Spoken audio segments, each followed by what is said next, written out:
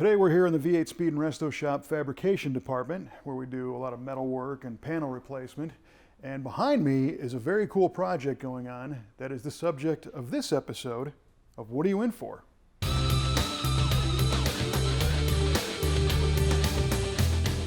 Sometimes classics or muscle cars go through personality changes as they go through their lifespan, and this car is a perfect example.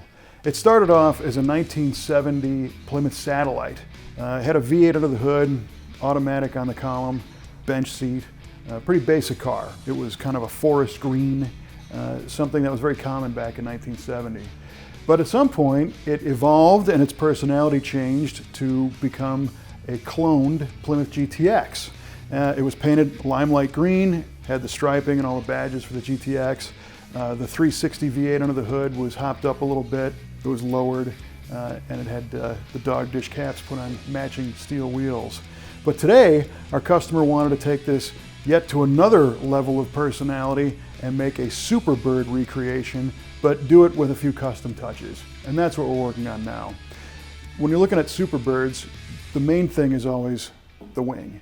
And these wings are available in the reproduction to do this type of conversion.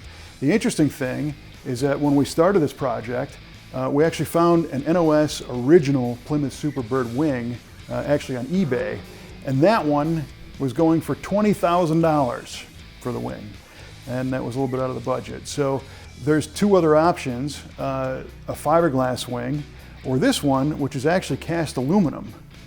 It's extremely solid, it's very heavy, much like the original one. And you always see a lot of photographs of people back in the day sitting on top of these wings.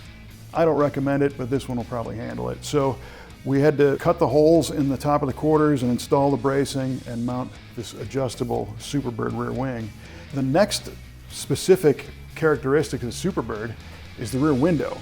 So the rear window is originally a big glass window like, just about any other car, but the Superbird version has a smaller window insert. So this fiberglass piece here is called a plug. And what you end up doing is removing the vinyl top and the trim, drilling a bunch of holes, and installing this plug with adhesive and rivets and fiberglass so that you have this more aerodynamic roof line, which is what they wanted for the Superbird because this was supposed to be racing in NASCAR, and that's why this whole thing came about, for better aerodynamics. These pieces are fiberglass. You'll notice the trim is colored the same as the natural fiberglass gel coat. These cars all had vinyl tops, and this trim was not chrome. It was painted black, so that's what's going to happen there. Now, in our particular car, it fit pretty well, but we went through and jazzed up the body lines and the gaps a little bit by adding some material and making these things really nice. So the car is going to remain limelight green. It's just going to get a fresh repaint. And there's a bunch more Superbird tricks up front. If you're going to do a conversion like this, you need to find these fenders and this hood. And the fenders are a real challenge because they are 1970 Coronet fenders, Dodge Coronet, and the same with the hood. But because many people have done these over the years, these are very, very valuable. And there's a difference between the Superbird fender and the regular Coronet, namely an extension down here, and how this fender ends is different. And that's part of the Superbird conversion kit that you can buy, which comes with a lot of the fiberglass pieces to make these things happen.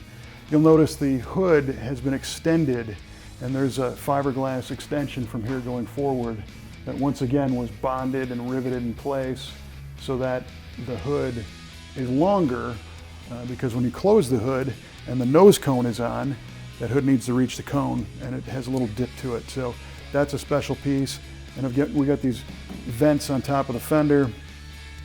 There's a long story about these things. On the actual NASCAR, these were functional, meaning they pulled air out from underneath the car. But the other thing a lot of people believe in the NASCAR versions is that these provided tire clearance. The car was much lower than the street going version, and if they hit a bump or whatever, the tire had room to go up inside the fender. These are going to have a mesh inside there but they will be functional, they'll be open. Of course, we'll have our Superbird nose, which is a big giant fiberglass thing, hidden headlights, and an air vent underneath to get air into the engine. And the fiberglass pieces we got from a company called Janik Reproductions, and they've been really good about supplying literature and support for doing one of these jobs, because these are a pretty big job to do the conversion. One custom touch that we're doing, these cars had a rubber gasket material between the nose cone and the fender, and it was very obvious when you look at them. You see this black stripe because of the rubber. Our customer didn't want to see that, so we've recontoured our nose to match the fenders. By taking up that gap, the shape had to be modified to match, so it's a nice smooth transition from the nose to the fender tops. So a lot of subtle touches that you might not notice unless you really know these cars. And a lot of people think that, you know, the biggest Superbird thing is in the back with the wing, but in this case, it's going to be just as dramatic under the hood. We're losing the 360 and installing a Crate 392 fuel-injected Hemi engine, which is rated at 485 horsepower, 475 pound-feet of torque, and that is mated to a 6-speed manual transmission and a 410 rear gear. So this car is going to have the look, but it's also going to have some power to back it up. And the engine is chosen to be possibly upgraded in the future with maybe a supercharger, you know, Hellcat style, something like that, to make the car absolutely insane.